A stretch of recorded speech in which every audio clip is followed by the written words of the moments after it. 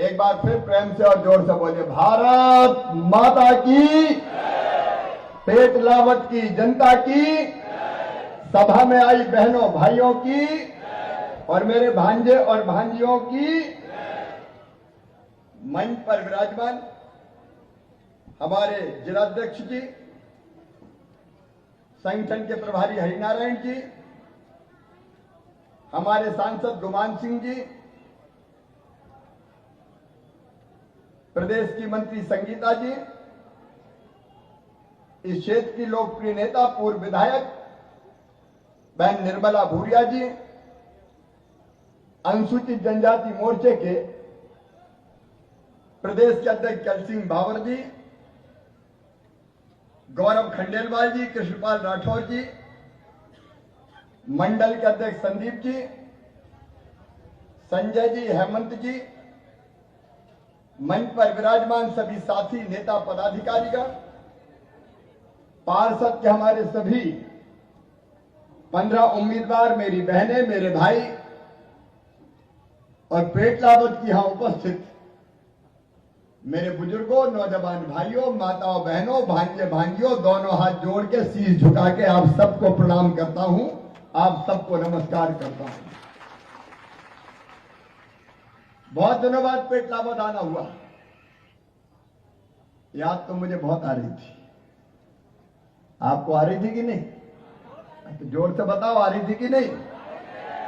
मतलब आग दोनों तरफ से लगी हुई थी।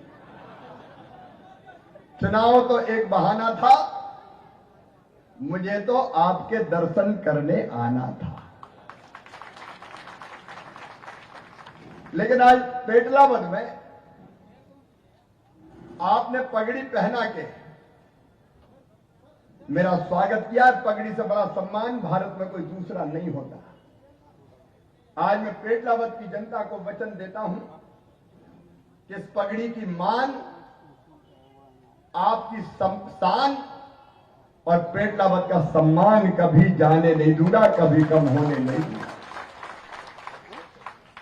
अभी संचालक महोदय बोल रहे थे तो वो कह रहे थे कि मुख्यमंत्री कहते हैं मध्य प्रदेश मेरा मंदिर है, उस पर रहने वाली जनता ही मेरी भगवान है और उस जनता का पुजारी शिवराज सिंह चौहान है। और आज आपने देखा मेरे भांजे भांजियों ने यहां के एसपी को फोन किया था और फोन करके अपनी समस्याएं बताई थी। जब जनता मेरी भगवान है तो भांजे भांजी भी भगवान से कम नहीं है। एसपी ने ढंग से बात नहीं की, उनके साथ बदतमीजी की, तो आज ही मैंने झाबुआ के एसपी को सस्पेंड कर दिया है। और मैं ये साफ कहना चाहता हूं, कोई भी सुन ले, जनता का अपमान करने वाले को मैं किसी भी कीमत पे बर्दाश्त नहीं करूंगा, किसी कीमत पे बर्दाश्त नहीं करूंगा। जो गड़बड़ करते हैं वो सावधान हो जाए। ये जो जनता है इसके लिए नौकरी करते हैं, इसी की सेवा के लिए तनख्वाह मिलती है, इसी की सेवा के लिए बंगला गाड़ी मिलती है। और जनता का अगर किसी ने अपमान किया, तंग किया, तो मैं नौकरी करने के लायक नहीं रहने दूंगा किसी भी हालत में। अगर हम इस जनता के लिए काम करते हैं, इसकी सेवा हमारा धर्म है। मध्य प्रदेश में इस समय हम सीएम जनसेवा अभियान चला रहे हैं। आज रायपुरिया की जनता से मैं माफी मांगना चाहता हूं क्योंकि मुझे रायपुरिया भी जाना था, लेकिन समय इतना हो गया कि अब वहां जाके लौटना संभव नहीं है। मैं फिर किसी समय आऊंगा। लेकिन सीएम जनसेवा अभियान में हमने तय किया कि जितनी योजनाएं हैं, चाहे प्रधानमंत्री श्रीमान नरेंद्र मोदी जी की हो और चाहे मुख्यमंत्री शिवराज की हो, भारतीय जनता पार्टी की प्रदेश की सरकार की हो, अब जनता आवेदन लेके दफ्तर नहीं जाएगी। 31 अक्टूबर तक सरकार, सरकारी कर्मचारी, अधिकारी गांव-गांव में जाके हर पंचायत में और चुनाव होने के बाद पेटलाबाद में भी हर वार्ड में शिविर लगाएंगे। वहां जनता अपना आवेदन देगी और उसमें से जो पात्र हितग्राही है उनको योजनाओं का लाभ देने के लिए वहीं स्वीकृति पत्र दिए जाएंगे।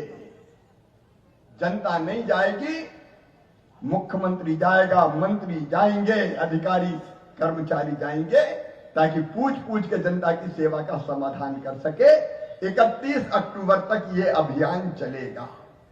आज यहां आचार संहिता है, लेकिन कलेक्टर और सारा प्रशासन यहां सुन रहा होगा। यहां आचार संहिता है, गांव में शिविर लगे, समस्याओं का समाधान हो, और इसकी बीच बीच में मैं रिपोर्ट भी लूंगा। हील हवाला लीपापोती की तो फिर ठीक नहीं होगा, ये मेरा साफ कहना है। अब पार्टी के कार्यकर्ताओं का ये फर्ज है कि हम वोट मांगते जनता से, तो जनता की समस्या का समाधान में इन शिविरों में जाए, लोगों को लाएं और उनको लाभ दिलवाएं, और चुनाव जीतने के बाद आप लोग भी अपने अपने वार्ड में डट जाओ और जनता की जो हो सकने वाली, हल हो सकने वाली समस्याएं एक शेष नहीं रहने चाहिए, सबका समाधान हो। मेरे प्रिय बहनों और भाइयों, कांग्रेस केवल नाटक नौटंकी करती है। आजकल एक यात्रा निकल रही है, राहुल बाबा निकाल रहे हैं। अब वो आटे के भाव लीटर में बताते हैं, भारत को इतना जानते हैं वो। अब वो कह रहे हैं भारत जोड़ो। भारत तोड़ा किसने था राहुल बाबा? भारत अगर सबसे पहले तोड़ा था सन 1947 में, तो कांग्रेस ने जल्दी सत्ता प्राप्त करने की चाह में पंडित जवाहरलाल जी और बाकी नेताओं ने भारत का विभाजन स्वीकार किया था। अगर भारत तोड़ने वाली कोई पार्टी है तो उसका नाम सीधे सीधे कांग्रेस है। तुम भारत तोड़ने वाले हो, तुम क्या जोड़ोगे? वो कह रहे हैं भारत जोड़ो, तो भारत तो जुड़ा हुआ है प्रधानमंत्री नरेंद्र मोदी जी के नेतृत्व में। जैसा भारत आज जुड़ा हुआ, पहले कभी जुड़ा था क्या? अरे टूटा था तुम्हारे काल में, और तुमने धारा 370 लागू करके कश्मीर को भारत से तोड़ने का षड्यंत्र किया था। लेकिन धन्य हो प्रधानमंत्री नरेंद्र मोदी जी, उनकी सरकार ने धारा 370 समाप्त करके कश्मीर को भारत का अभिन्न अंग बना दिया। प्रधानमंत्री नरेंद्र मोदी जी के नेतृत्व में एक वैभवशाली, गौरवशाली, संपन्न, समृद्ध और शक्तिशाली भारत का निर्माण हो रहा है। वो कांग्रेस से सहन नहीं हो रहा, और इसलिए कांग्रेस यात्रा निकाल रही है। लेकिन जब राहुल बाबा यात्रा निकाल रहे हैं तो लोग कांग्रेस छोड़ो अभियान चला रहे हैं। जहां देखो वही कांग्रेस छोड़ छोड़ के जा रहे हैं। जम्मू कश्मीर में गुलाम नबी चले गए, गोवा में उनके विधायक चले गए। कांग्रेस टूट रही है, बिखर रही है। और मध्य प्रदेश में भी 18 में उनकी सरकार धोखे से बन गई थी। अभी सांसद जी बता रहे थे, झूठे वादे किए, झूठे वचन दिए, कर्जा माफ, बेरोजगारी भत्ता, पता नहीं कौन कौन से वादे। मेरे बहनों और भाइयों, वो सरकार भी लंबी नहीं चली, हमने नहीं तोड़ी। कांग्रेस के लोगों ने देखा कि कमलनाथ जी ने मध्य प्रदेश को भ्रष्टाचार का अड्डा बना दिया, तो उन्होंने ही कांग्रेस छोड़ के और भारतीय जनता पार्टी में इस्तीफा देके आए थे, विधायकी छोड़ी थी। और मध्य प्रदेश की जनता ने वोट दे देके उनको भारी बहुमत से फिर विजयी बनाया, और इसलिए भारतीय जनता पार्टी की सरकार बनी। अब आजकल राहुल जी वहां कह रहे हैं भारत जोड़ो, लेकिन कमलनाथ भोपाल में कह रहे कांग्रेस छोड़ो। अब आपने पढ़ा होगा, मैं नहीं कह रहा। किसी ने कहा कि हमारी ये बात मानो, तो कमलनाथ ने कहा कांग्रेस जाओ, छोड़ के कोई नहीं मना रहा, और वैसे नहीं जाओगे तो गाड़ी लेके मैं ही छोड़ आऊंगा तुम्हें। अब जिस पार्टी का अध्यक्ष ये कह रहा है, उस पार्टी का भविष्य क्या होगा? उस समय ने कर्जा माफ की बात करी, मैंने तय किया मेरे बहनों और भाइयों किसानों, उस कर्जा माफी की झूठी घोषणा के कारण जो डिफाल्टर हो गए जिनने पैसा नहीं भरा, अब उनके कर्जे का ब्याज जो डिफॉल्टर हो गए मामा भरवाएगा, भारतीय जनता पार्टी की सरकार भरवाएगी। उनने केवल तंग करने का काम किया। आज मेरे पास बहुत ज्यादा वक्त नहीं है, इन पेटला बनवा लो। आप देख लो, 1.25 साल कांग्रेस की सरकार आई थी, 1.25 साल में पूरे प्रदेश के विकास के काम ठप्प कर दिए गए। कहीं कोई विकास का काम नहीं हुआ, एक ईंट कहीं नहीं लगी। पेटलावद में भी जो विकास हुआ है वो भारतीय जनता पार्टी की सरकार के समय हमने जो काम स्वीकृत किए थे वही कामों का विकास हुआ है। कांग्रेस के जमाने में यहां कोई काम सैंक्शन नहीं हुआ, कोई काम स्वीकृत नहीं हुआ। अब विकास के कामों की बात करूं तो चाहे पेयजल की योजना हो, चाहे रोडों का निर्माण हो, चाहे नालियों का निर्माण हो, सिविल अस्पताल का भवन हो, एकलव्य आदर्श स्कूल हो, यही काम 48 करोड़ रुपया से ज्यादा के थे जो हमने स्वीकृत करके गए थे। कांग्रेस ने कोई काम नहीं किया। और आज जब मैं फिर पेटलावद की पवित्र धरती पर आया हूं तो जनता ने यहां मांग की है, सबसे बड़ी मांग कि जो माही की नहर है वो जब तक पक्की नहीं होगी तब तक गांव की जनता और नगर की जनता दोनों का काम नहीं चलेगा। और इसलिए चुनाव में घोषणा नहीं हो सकती। यह घोषणा नहीं है, जब नहर टूटी है, अच्छी नहीं है, पानी नहीं आ रहा है तो ठीक तो मामा को करनी पड़ेगी। बताओ करनी पड़ेगी कि नहीं? अरे करनी पड़ेगी कि नहीं? तो पेटलावद की माही की नहर को पक्की नहर में परिवर्तित किया जाएगा ताकि कोई पानी व्यर्थ ना जाए और ठीक ढंग से किसान के खेतों में भी पानी जाए और पेटलावद नगर की भी और आसपास की जो जरूरत है वो पूरी हो। एक बस स्टैंड की बात आई है, मैं केवल इतना कहना चाहता हूं, बस स्टैंड के लिए उपयुक्त जमीन देख लें। हम जो जमीन उपयुक्त होगी उस जमीन पर बस स्टैंड के निर्माण के लिए राशि स्वीकृत करके यहां आधुनिक बस स्टैंड का निर्माण भारतीय जनता पार्टी की सरकार कराएगी। यह हमारी ड्यूटी है, हमारा कर्तव्य है। आपने पार्क के सौंदर्यीकरण की बात कही है, बगीचे का निर्माण, वो तो हम देख लेंगे। और जब पार्क बनने होंगे, मामा तो रोज वैसे ही पेड़ लगा रहा है आजकल, पता है कि नहीं? रोज पेड़ लगाता हूं, जैसे रोज रोटी खाता हूं वैसे ही रोज पेड़ लगाता हूं। और इसलिए हरे भरे पार्क नगर के अंदर हो, ये जरूरी है। तो हम बगीचे का निर्माण भी करेंगे और तेजाजी मंदिर से सिविल हॉस्पिटल पर स्टाफ डैम, वो जो मंदिर है अपने तेजाजी मंदिर, वो है ना, जाने का रास्ता बंद हो जाता है, बीच में दिक्कत और परेशानी होती है।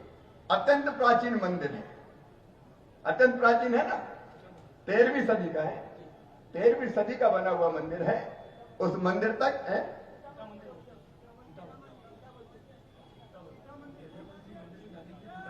हाँ बेटा बीच में मत बोलो, देखो नहीं तो गड़बड़ हो जाएगी। तो मंदिर तक हम पुल का निर्माण वो भी करना सुनिश्चित करेंगे ताकि मंदिर तक सीधे जाने का रास्ता मिले। और इस पंचवर्षीय योजना में पेटलावद में खेल का स्टेडियम भी बनवाया जाएगा ताकि मेरे बच्चे, नौजवान, किशोर, भांजे भांजी खेलें और खेलों के माध्यम से भी वो अपने जीवन में खुशहाली लेके आने का काम करें। फूटा मंदिर का आपने बता ही दिया है। ये फूटा मंदिर क्यों बोलते हैं? पुराना है, नहीं तो है फूट क्या है, फूट क्या है? ये तो पूरी इतिहास देखना पड़ेगा और इसे एक बार पूरी में जानकारी लेता हूं और अगर जरूरत होगी मंदिर के जीर्णोद्धार की तो उस काम में भी सरकार पीछे नहीं हटेगी। इतने पुराना मंदिर है, इतना पुराना मंदिर है अपना। और इसलिए उस मंदिर को, अपनी संस्कृति को देखो भैया। 11 सितंबर को महाकाल महाराज के परिसर का हमने एक नया स्वरूप खड़ा किया है। भगवान शिव की लीलाओं को हमने महाकाल महाराज के मंदिर के बाहर उज्जैन में उकेर के एक नया स्वरूप महाकाल महाराज की कृपा से ही खड़ा किया है। आज मैं एक एक चीज देख के आया हूं। बहुत सुंदर बनाए, अद्भुत बनाए। उज्जैन अद्भुत नगरी है महाकाल महाराज की, लेकिन अब ये कॉरिडोर का जो निर्माण है ये और उसमें 4 चांद लगाएगा। और 11 अक्टूबर को प्रधानमंत्री श्रीमान नरेंद्र मोदी जी से मैंने आग्रह किया है कि महाकाल परिसर में आके आप इस महाकाल महाराज के परिसर का लोकार्पण कीजिए। वो पधारने वाले हैं। उज्जैन में महाकाल महाराज का मंदिर और यहाँ फूटा मंदिर, वो भी अपन देखेंगे क्या क्या काम जरूरी है, उसके बारे में हम चर्चा और बात करेंगे। और इसके साथ साथ कॉलेज जीर्ण शीर्ण हो गया, पुरानी बिल्डिंग है शायद कि छोटी पड़ रही है, छोटी हो गई है क्योंकि बच्चे अब पढ़ रहे हैं, आगे बढ़ रहे हैं, इसलिए उस बिल्डिंग के स्थान पर नया कॉलेज का आधुनिकतम भवन बनाने का काम करेंगे। शिक्षा की पूरी व्यवस्था को भी हम परिवर्तित करने के काम में लगेंगे। और इसलिए पेटलाबाद में भी सीएम राइज स्कूल प्रारंभ किया जा रहा है। उसकी पूरी रूपरेखा आपने समझी नहीं होगी। ये सीएम अभी तो नई बिल्डिंग बनेगी, पुरानी बिल्डिंग में तो थोड़े बहुत समय के लिए हम काम चलाएंगे। ये विचार मेरे मन में इसलिए आया कि सामान्य गरीब अनुसूचित जनजाति जो हमारे बच्चे हैं, उनके जो औसत मध्यम वर्ग से आते हैं, निम्न मध्यम वर्ग से आते हैं, गरीब परिवारों से आते हैं, इन सारे परिवारों के बच्चे भी अच्छी शिक्षा प्राप्त करें, उच्च शिक्षा प्राप्त करें। और इसलिए ये ऐसे स्कूल होंगे जिनका भवन ही लगभग 37 करोड़ रुपया में बनेगा। पूरा इंफ्रास्ट्रक्चर होगा, स्मार्ट क्लास होगी। स्मार्ट क्लास में भोपाल और दिल्ली में भी बैठ के लेक्चरर प्रोफेसर पढ़ा पाएंगे उनको। प्लेग्राउंड होगा, लाइब्रेरी होगी, लैब होगी। प्राइवेट अच्छे से अच्छे प्राइवेट स्कूल से बेहतर इन स्कूलों को, सरकारी स्कूलों को हम बनाने जा रहे हैं। और इनकी शिक्षा की गुणवत्ता इतनी बेहतर हो कि ये प्राइवेट स्कूलों को मात दे सके और गरीब और मध्यम वर्ग के, निम्न मध्यम वर्ग के बेटा बेटे भी अच्छे स्कूलों में शिक्षा प्राप्त कर सकें। इसलिए हम ये काम कर रहे हैं। इसलिए सीएम राइज स्कूल भी यहां बनेगा। स्वास्थ्य की सुविधाओं के लिए यहाँ अस्पताल का निर्माण भी हुआ है। एक तरफ विकास के हमारे सारे काम होंगे, वहीं दूसरी तरफ जनता के कल्याण की अनेकों योजनाएं जो मैंने जनसेवा अभियान की बात कही, उनमें 33 योजनाएं ली है हमने, जिनको पूरी तरह से हम एक एक पात्र हितग्राही को लाभ देने का काम करेंगे। गांव गांव में जाके, वार्ड वार्ड में जाके कई योजनाएं। अब हमारे गरीब स्ट्रीट वेंडर है। स्ट्रीट वेंडर मतलब हाथ ठेला में फल और सब्जी बेचने वाले, चाय की घुमटी वाले, पान की दुकान वाले, छोटे मोटे किराने की दुकान वाले, मोची का काम करने वाले, बाल काटने वाले, कपड़ा सीने वाले, जो मेहनत कश लोग हैं।